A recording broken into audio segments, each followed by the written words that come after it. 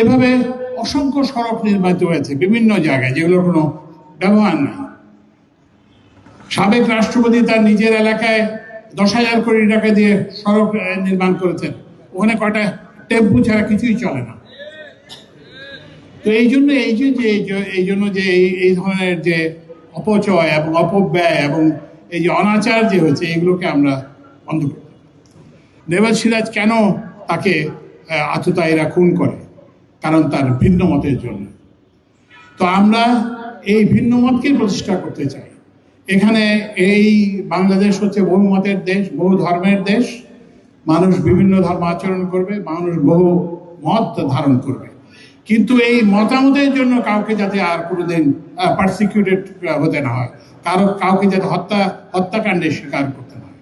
সবাই বলে যে এই সরকার কি করলো এতদিন তো হয়ে গেল, কিছুই তো হলো না। এই যে অপকর্মগুলো, সাংস্কৃতিক অপকর্ম, রাজনৈতিক অপকর্ম, অর্থনৈতিক অপকর্ম, এগুলো শুধরাতেই তো আমাদের সময় লেগেছে বেশি।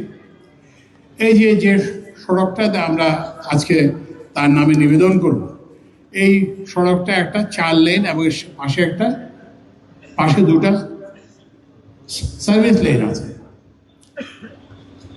কিন্তু এই সড়কে কটা গাড়ি চলাচল করে?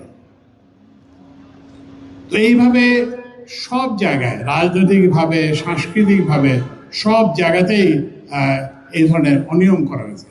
তো ওই জন্য আমি এই জন্য এসেছি এখানে, যে ওই সড়কটা যাতে ব্যবহৃত হয় এবং জনগণ যাতে সরকারের এই যে বিনিয়োগ, এটা থেকে যাতে উপকৃত হয়।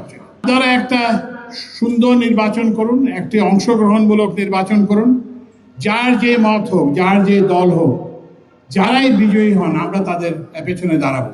কিন্তু কাউকে আপনারা সেই সুযোগ দেবেন না যে যারা এই প্রক্রিয়াটাকে বাধাগ্রস্ত করতে পারে, এই প্রক্রিয়াটাকে বিকৃত করতে পারে, আগের মতো ভোট কেন্দ্র দখল করতে পারে, আগের মতো কি বলে যে পোলিং এজেন্টদেরকে বের করে দিতে পারে, আগের মতো এইসব ব্যবস্থা করতে পারে। তো এই ধরনের একটা সুন্দর নির্বাচন করলেই আমরা নেভাল সিরাজের স্মৃতির প্রতি সবচেয়ে বড় শ্রদ্ধা নিবেদন হবে এটা। এবং আমি যে কথাটা বলা হয়েছে যে অন্য শহীদদের, এই এলাকার অত্র এলাকার অন্য শহীদদের, আমার মনে হয় কুরিন্দায় যেখানে নেভাল সিরাজকে হত্যা করা হয়, সেখানেই আপনার একটা, যদি সম্ভব হয়, একটা স্মৃতিস্তম্ভ স্থাপন করেন, যেখানে এই নরসিংদী এলাকার শহীদদের সবার নাম লেখা থাকে। এটা একটা পরিবর্তনের সরকার, এবং যে কারণে আজকে আমরা নেভাল সিরাজের মতো ত্যাগী বীরদের আমরা আজকে স্মরণ করতে পারতেছি।